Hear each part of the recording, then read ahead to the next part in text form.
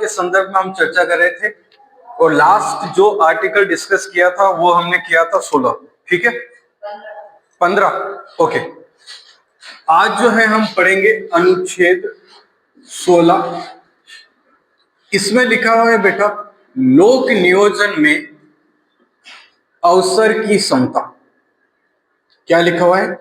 लोक नियोजन में अवसर की समता, यानी कि सरकारी नौकरी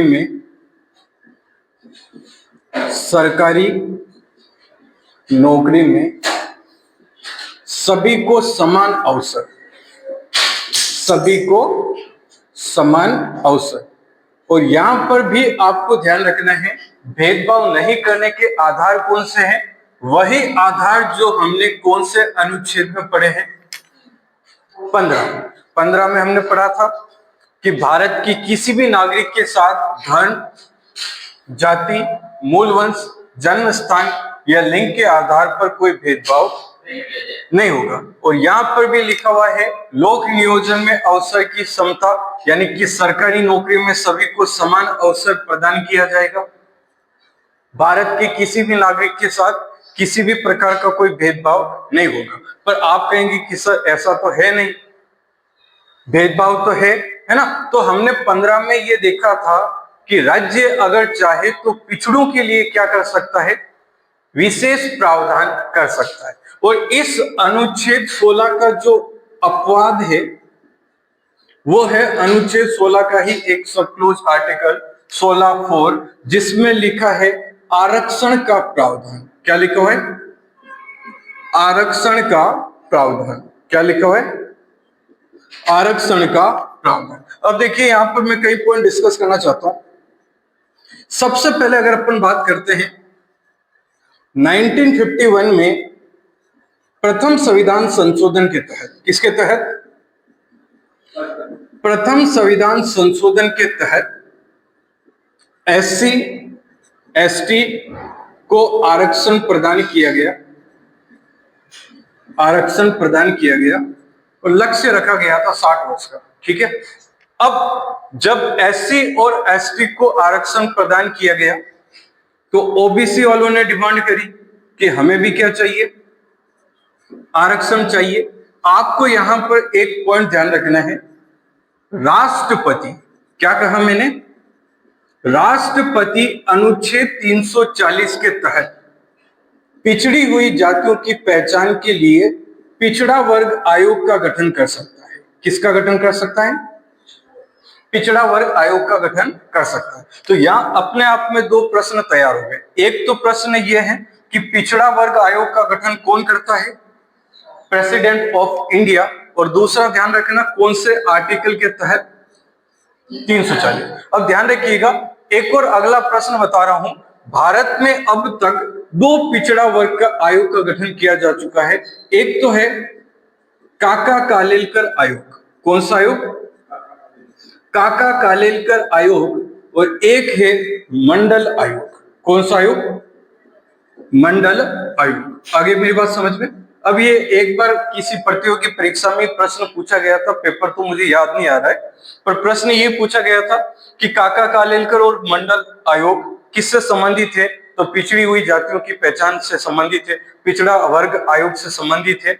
और ये ध्यान रखिएगा, मंडल आयोग की सिफारिशों के आधार पर ही को 27% आरक्षण प्रदान किया गया था। किसको? ओबीसी को। अब SC ST को आरक्षण मिल गया, ओबीसी को मिल गया, बचे कौन?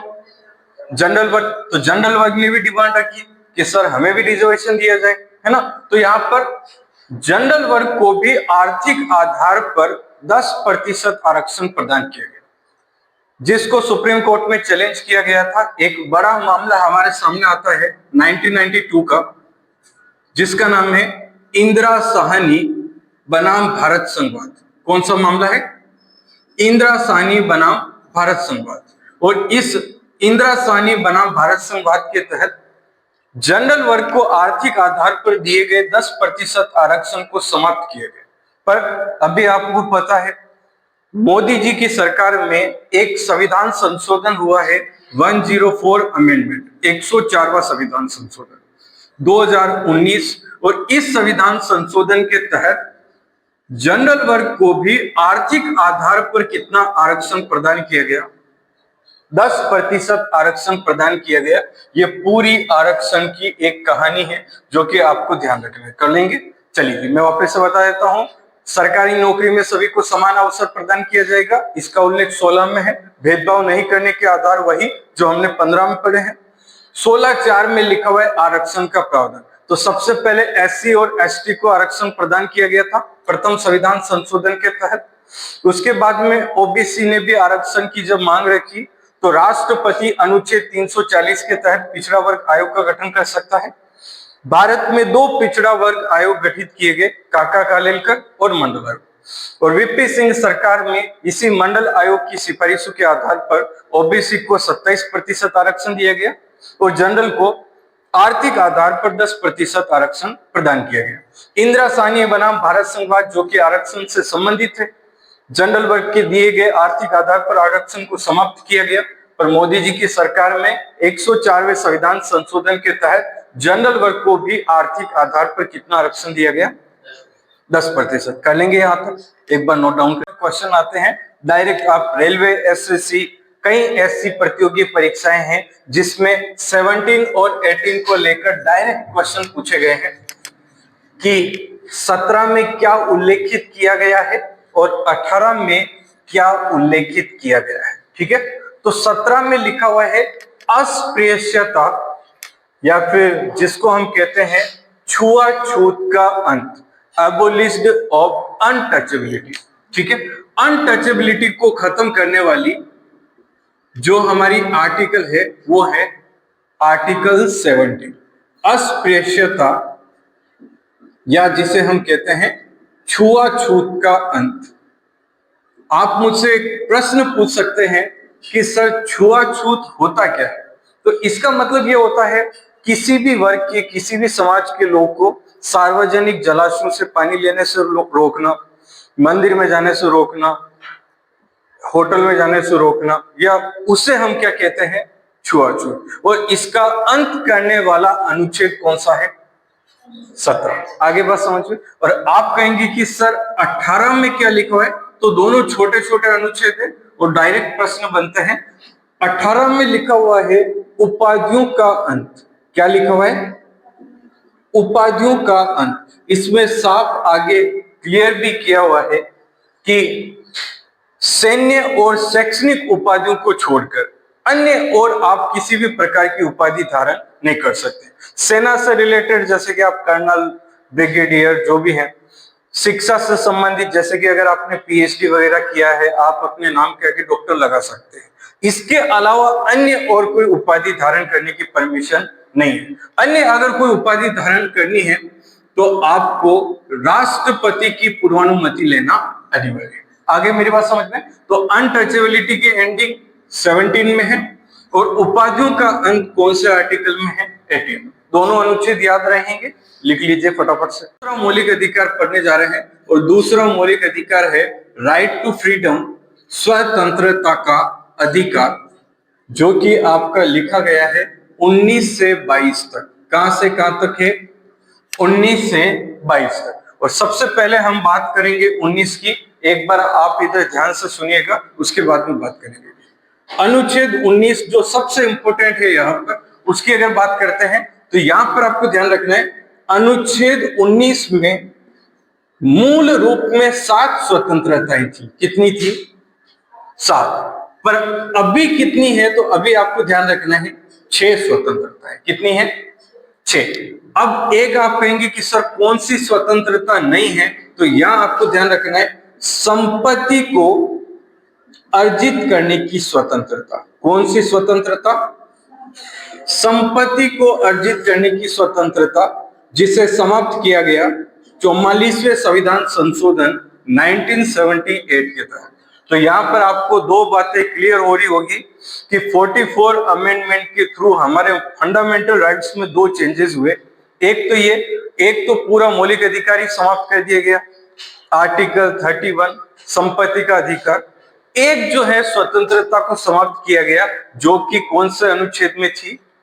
19 में। अब सर एक चीज और समझना, आप यहां पर मैंने कहा कि मूल रूप में, तो यहां पर आप जब भी 19 की ये स्वतंत्रताएं पढ़ेंगे तो आपको ध्यान रखना है, आपको उसमें small A B C D का यूज करना है। अगर आप कैपिटल लिखते हैं इसका मतलब तो अमेंडमेंट हुआ है, पर ये अमेंडमेंट के थ्रू एड नहीं की गई थी, ये मूल रूप में संविधान में थी, तो सब में आपको क्या लगाना है, स्मॉल आपको लेटर का यूज करना है। समझ गए? अब क्या क्या लिखा हुआ है एक बार हम बात कर लेते हैं, फिर आप नोट डाउन कर लेना। सबसे पहले 19A में लिखा हुआ है वाक एवं अभिव्यक्ति की स्वतंत्रता। वाक एवं अभिव्यक्ति की स्वतंत्रता, इसको मैं थोड़ा सा एक्सप्लेन करना चाहूंगा। जैसे कि बात करते हैं बोलने की स्वतंत्रता, क्या है? विचार अभिव्यक्ति की स्वतंत्रता, कि आपके मन में जो विचार आए हैं आप उसको क्या कर सकते हैं, अभिव्यक्त कर सकते हैं। पर यहां पर एक और समझने वाली बात है, उसको थोड़ा ध्यान देना।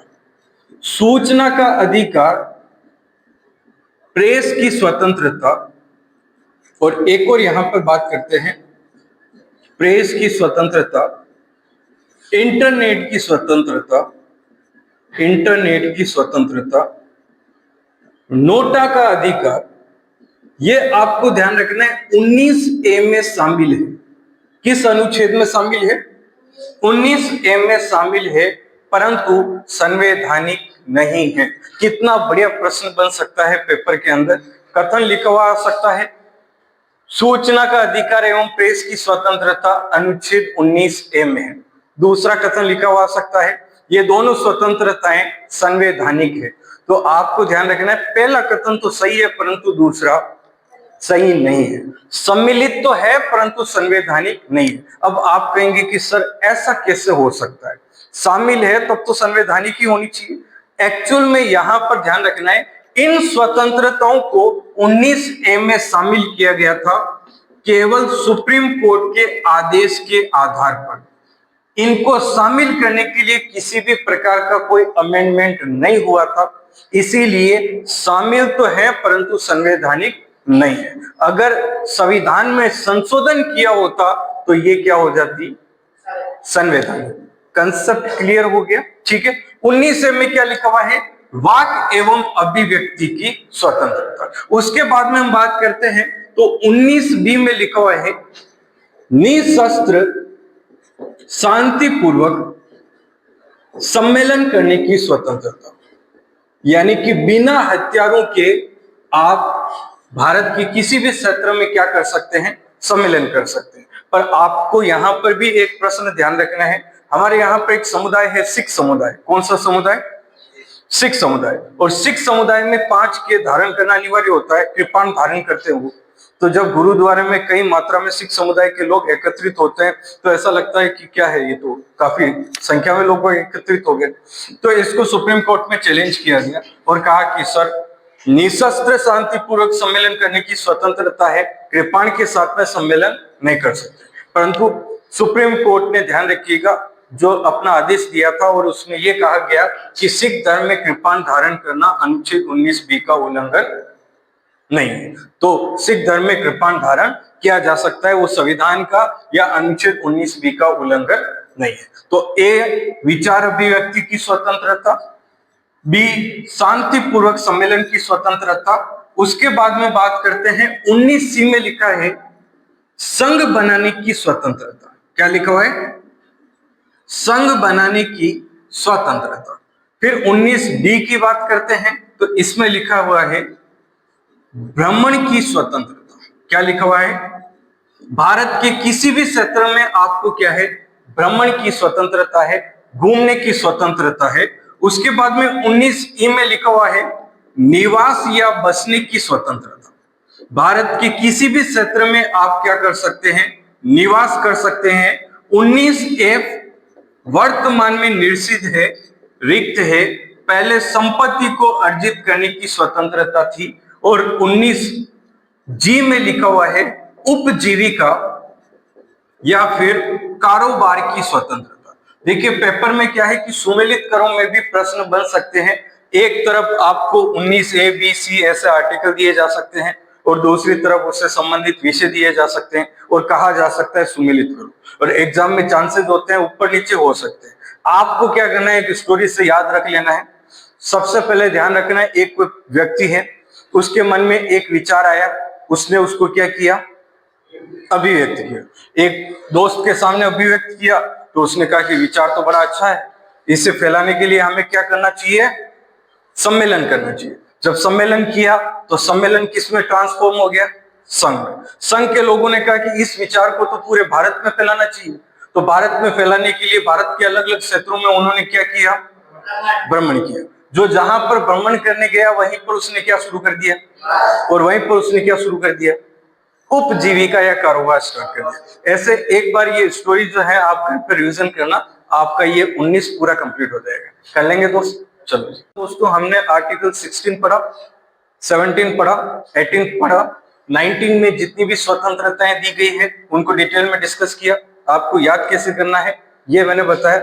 कल की क्लास में हम इससे आगे वाले आर्टिकल पढ़ेंगे। आज के लिए इतना ही। Thank you so much. शुक्रिया दोस्तों।